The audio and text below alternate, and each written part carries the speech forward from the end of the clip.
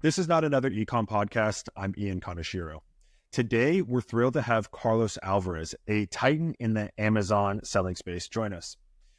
Carlos is not only a successful 9-figure Amazon seller, but he's also the founder of Wizards of Ecom, the largest Amazon meetup group in the world. With nearly 15 years of experience as an Amazon seller and digital marketer, Carlos has mastered the art of e-commerce. He's here today as the owner of Wizards of Ecom, a leader of a community dedicated to helping sellers help sellers. And so Carlos also frequently shares his insights as a keynote speaker at major events and conferences as well. He's recognized as Meetup's first city organizer for Miami, the Fiverr community manager for Miami as well, and a lead e-commerce mentor for the Small Business Association, as well as hosting his own podcast, The Wizards of Ecom. So we're really lucky to have Carlos carve out some time today. And so today's conversation, we're going to be diving into several critical aspects of e-commerce, including the importance of differentiating your private label products. And we're also going to explore the whole private label, wholesale, hybrid selling model, which balances the nuances of running a business with both the private label and wholesale approaches.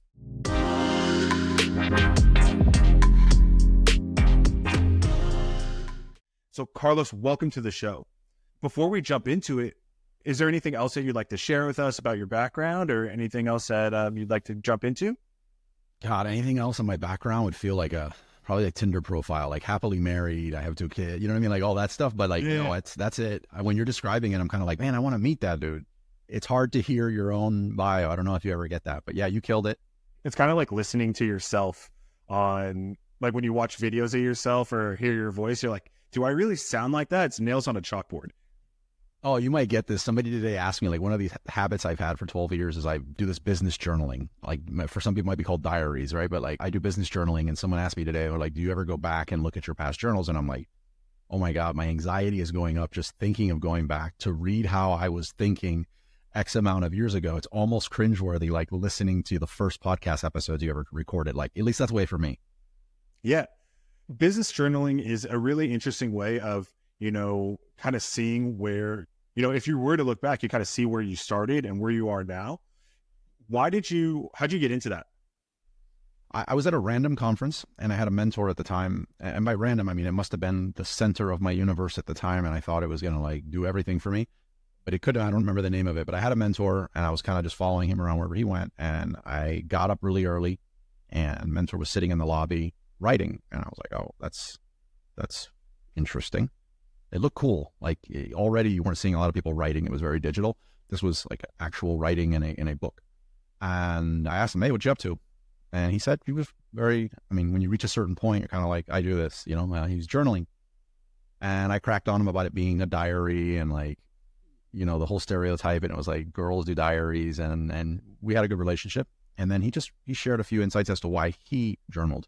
So I started doing it and didn't tell anyone, but I noticed that the days that I did do it, and at the time it was very like freestyle, the days that I did do it, I felt more intentional. I felt calmer.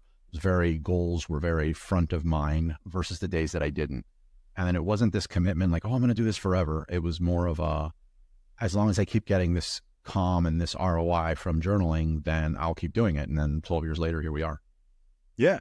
Yeah, I think that's, you've been doing it for 12 years and writing like pen to paper, frequently. Pen to paper, yeah. It used to be freestyle, but now I use something called 2019 or when COVID hit. I was looking for to level up my journaling, if you will. And somebody recommended High Performance Planner by Brendan Bouchard. And I had learned a great deal from Brendan over the years. So I was like, really?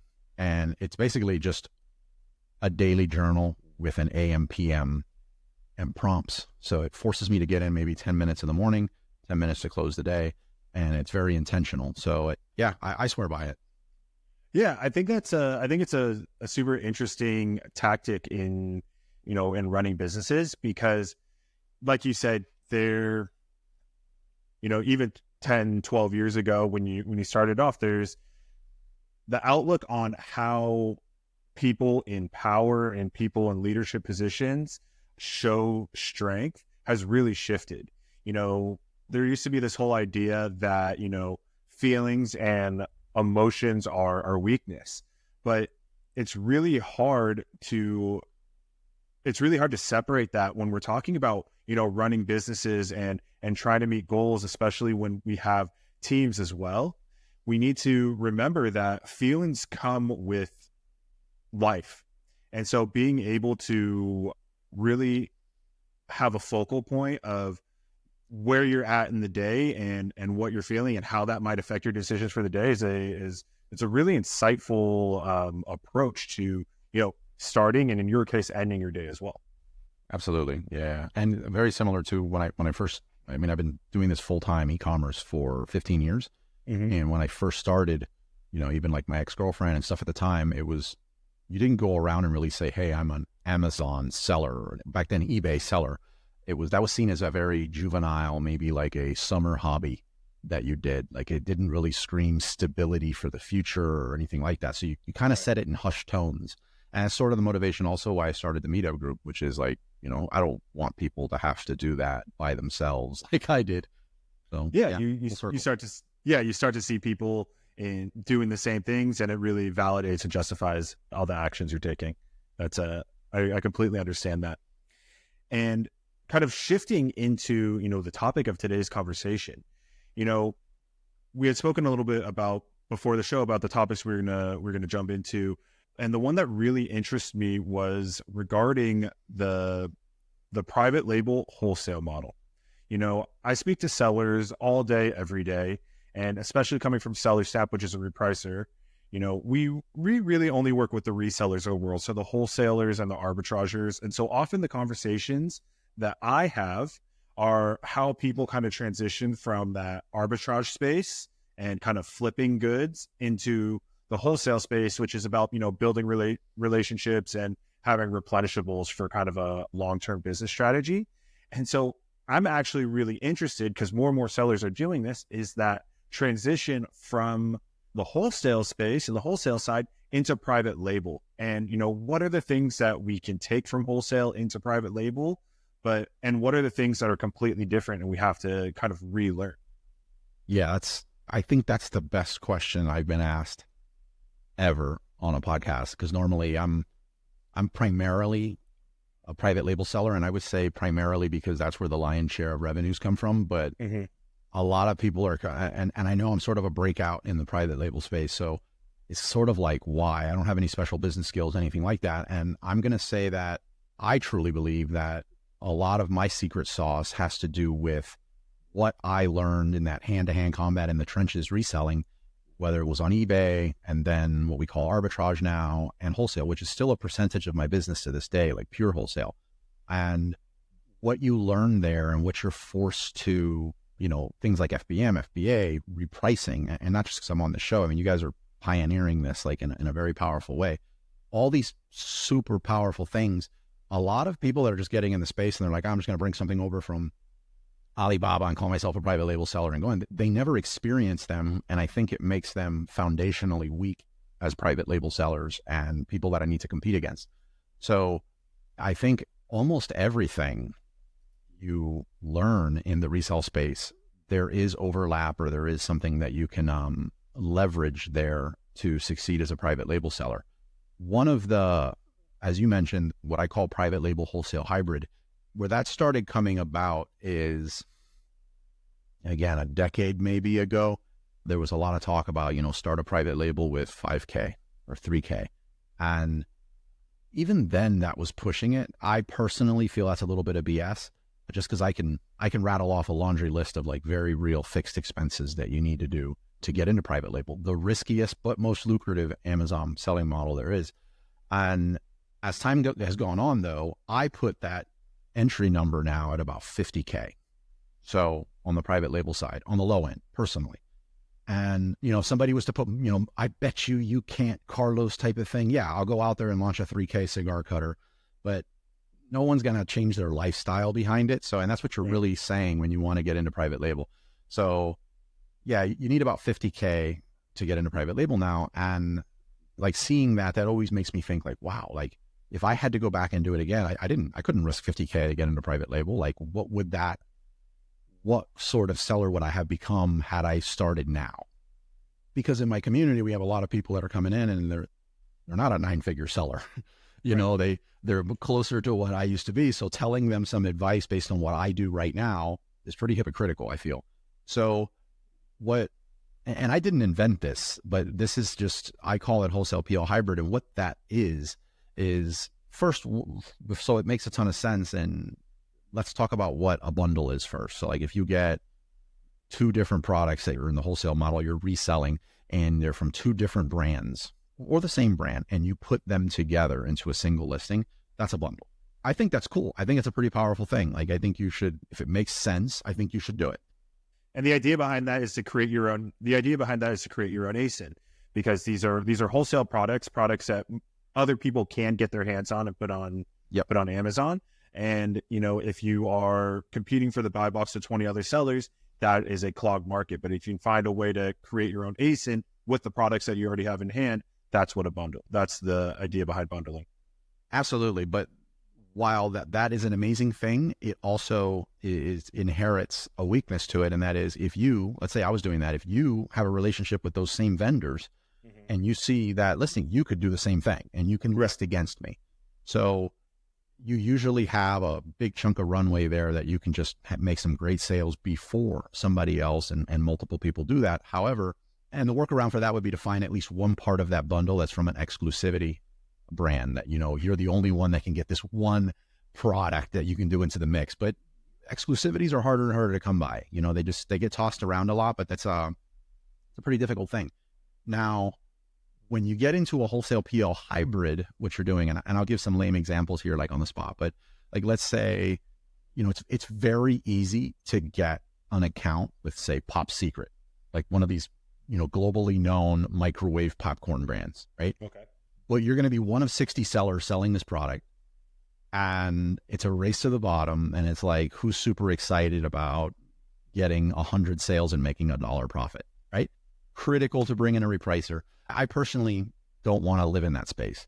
Now, if I get that account with Pop Secret, so just visualize microwave popcorn, and I in turn go out to like AliExpress and I find me some food grade gloves, and I call them butter blocking gloves so that I could eat popcorn without getting butter on my fingers.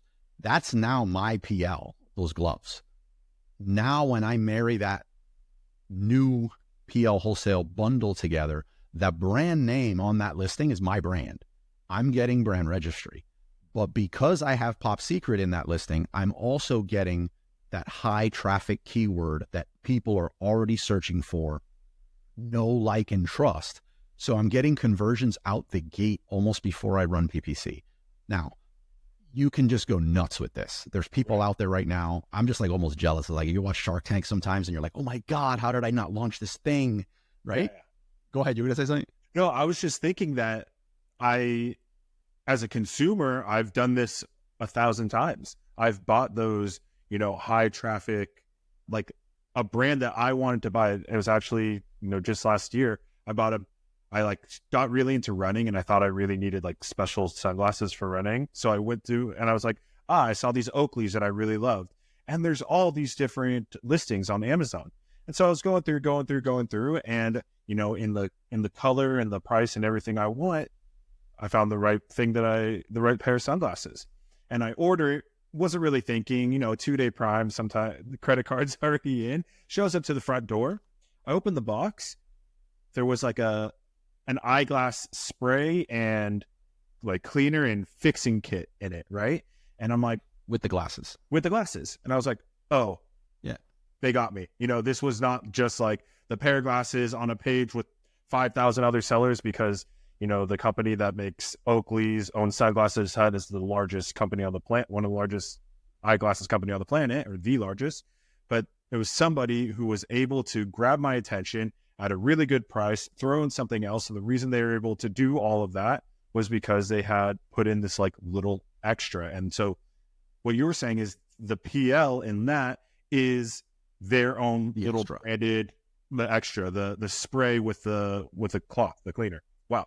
And with the popcorn, it's the butter blocking gloves. And with the going out there and getting a brand of like ramen noodles out there. What's that Manchuria? What's that like super, the super popular one that's in the plastic baggies. Yeah. The season, like the stroke inducing sodium. Yeah. Like three packs. So like it's like 3 or 4 for a buck at the supermarket. Right. So imagine getting the top 10 most popular ones and putting 2 of each in a sampler pack, and then including your extra, which is a pair of chopsticks.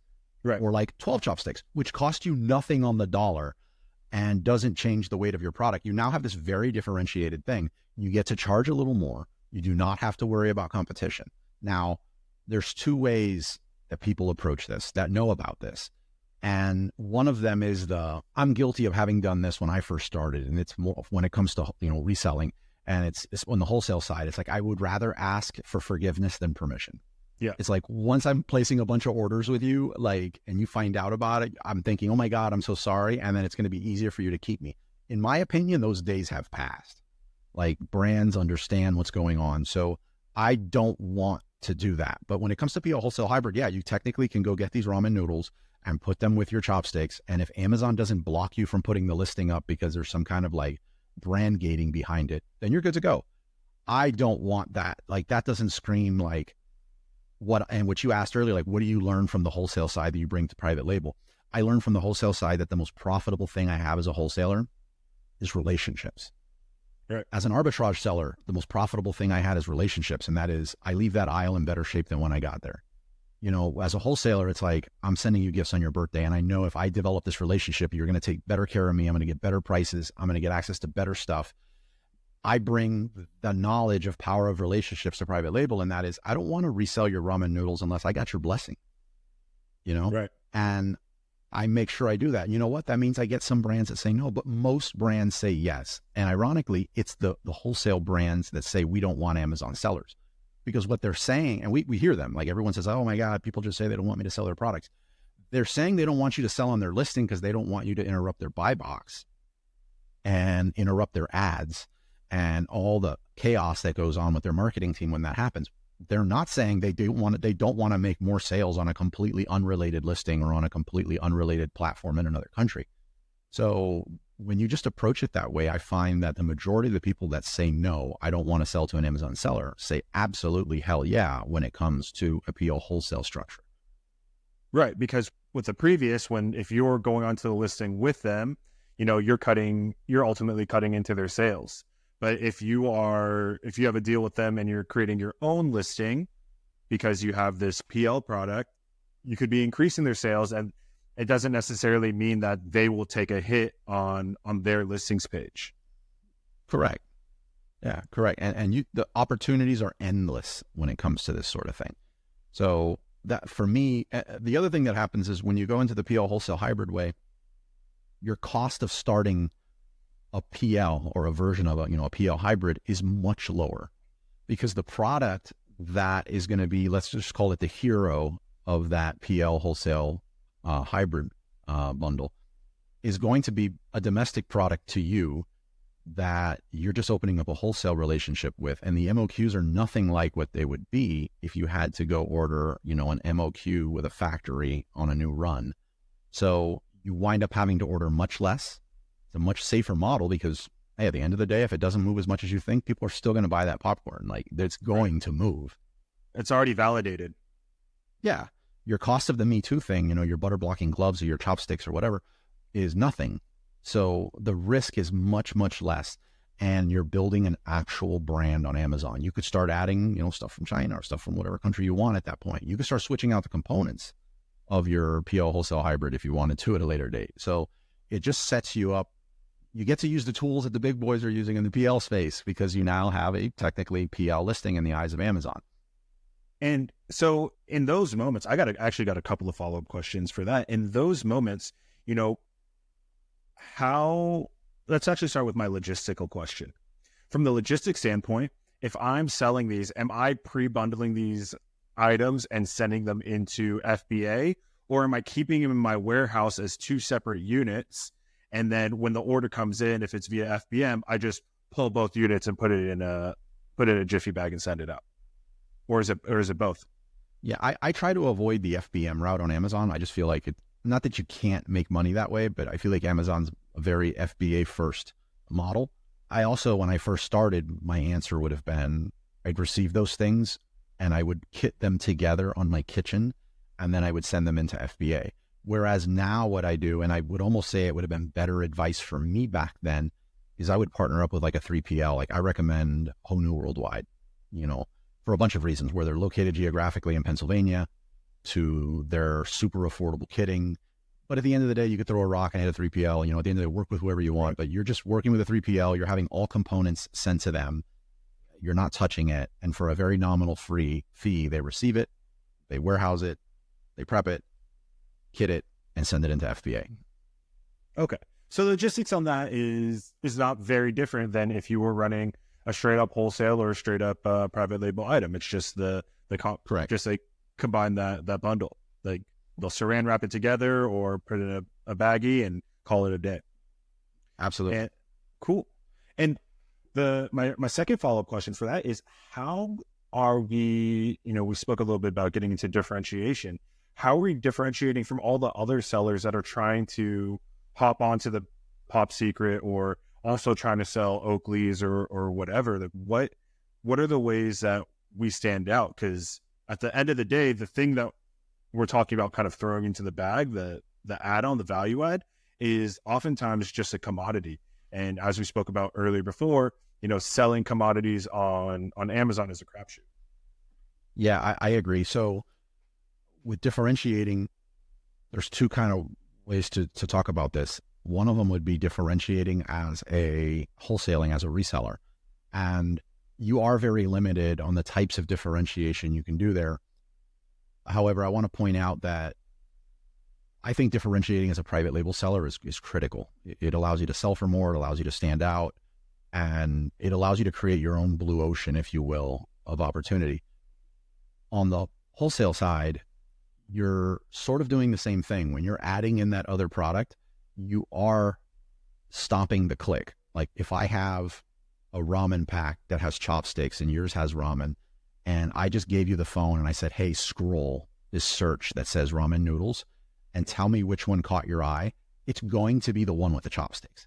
So getting the eyeballs, getting the scroll stopper to stop is not a small thing on Amazon. In that situation, you're probably taking your own photos. So in the example here of like Pop Secret and ramen and these globally known brands, they sort of rest on their laurels and they have crappy main images. So that you're going to have a killer, like a banger main image with chopsticks in this example. So those two things, I guess there's a good argument for like commodity there, but in the wholesale world, that being able to stop someone in their tracks and note in the private label world and see your product and investigate it further dramatically increases the likelihood they buy from you.